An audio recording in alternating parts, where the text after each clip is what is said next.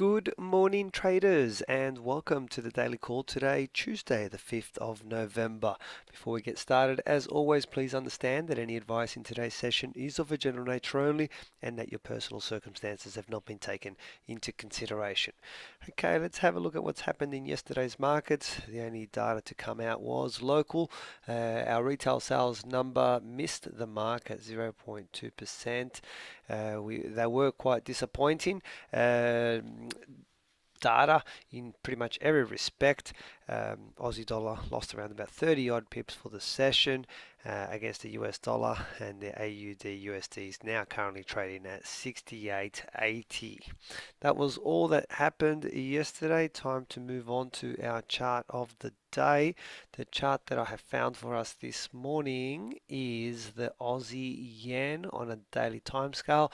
You can see from this chart that the market has come up to this level of resistance two previous times. I've indicated here 1 and 2, and we are approaching, we're not quite there yet, but we are approaching a third touch.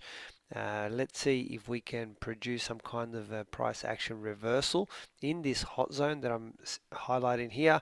If we do get that reversal confirmation, well, then this would be a trade that we would want to be part of. So this morning's chart of the day is the Aussie yen daily timescale.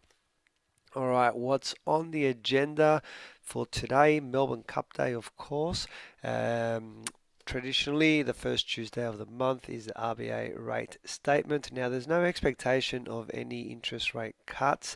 Look out for the statement that comes out simultaneously. If there is a feeling of optimism in that statement, it could push our Aussie dollar further up towards that 69.70 level. But it's all key on the statement. Let's see what happens. We are not really, most analysts are not expecting an interest rate cut today.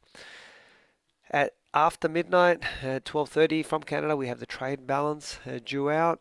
At 2 o'clock in the morning from the US, we have the non-manufacturing PMI number.